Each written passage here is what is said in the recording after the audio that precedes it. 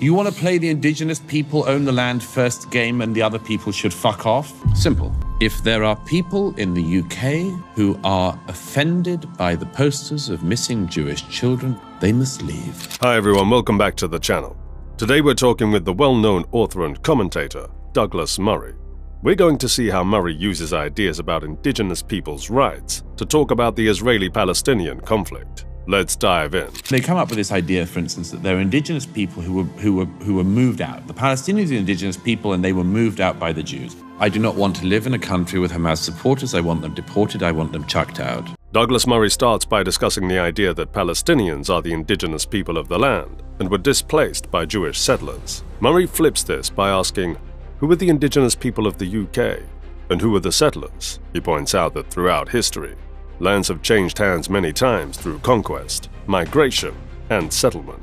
If we think this way, every country might need to rethink its population based on who got there first. Next, let's see how Murray responds to the recent conflict between Israel and Hamas. He is concerned about the quick pro-Palestinian demonstrations in cities like London, even as the victims of Hamas's attacks were still being counted. Horror at what happened in Israel, shock, the fact that there were so many people who didn't even give it a day before they turned out on the streets of my city, supporting the people who'd done this act of terror. And then, in the weeks since, increasing rage. Murray feels that these protests might not just be support for the Palestinian people, but also support for an extremist group.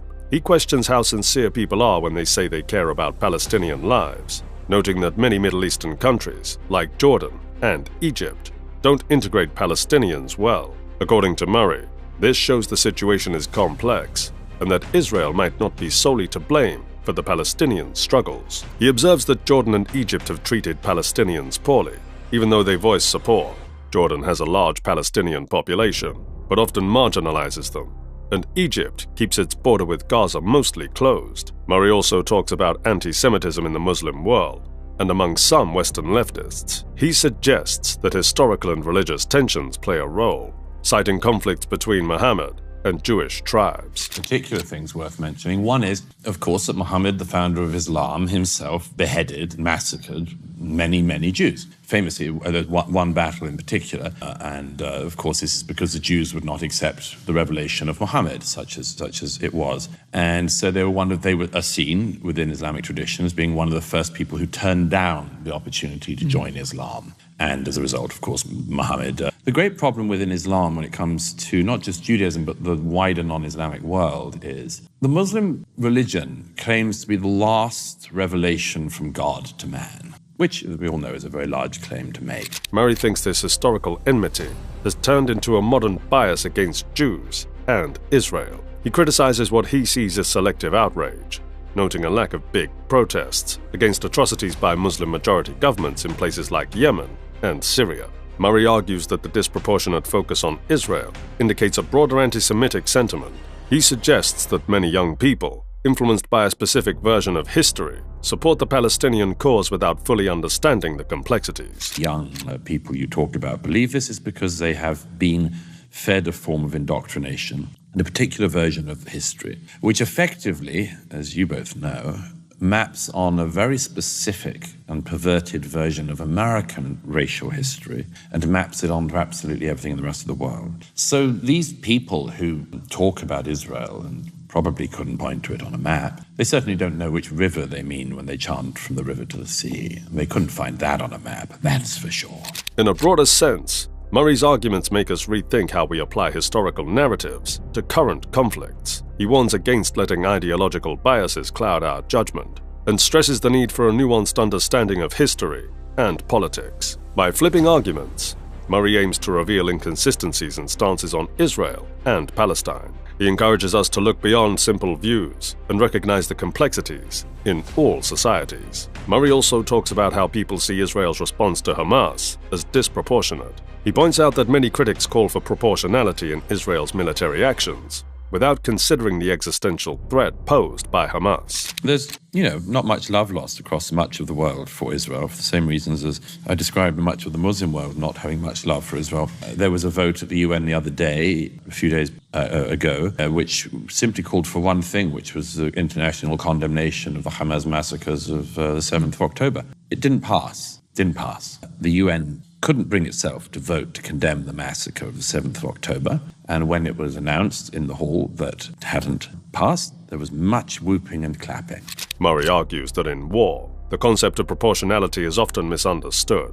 He says that the goal of any military conflict is to win and ensure the security of one's own people, not to engage in equal retaliation. The portrayal of Israel's actions as disproportionate often ignores the constant threats from groups like Hamas. Murray emphasizes understanding the realities of warfare and the primary responsibility of any government to protect its citizens. Murray also talks about how Jews and Israel are depicted in modern discussions. He finds comparisons between Israel and Nazi Germany inaccurate and offensive. Problems of, and I'm sorry, but we have to bring it up, anti-Semitism. One of the simple problems about anti-Semitism is, as everybody who knows about it knows, is that it's a shape-shifting virus. In the era where you could hate people for their religion, they were hated for their religion.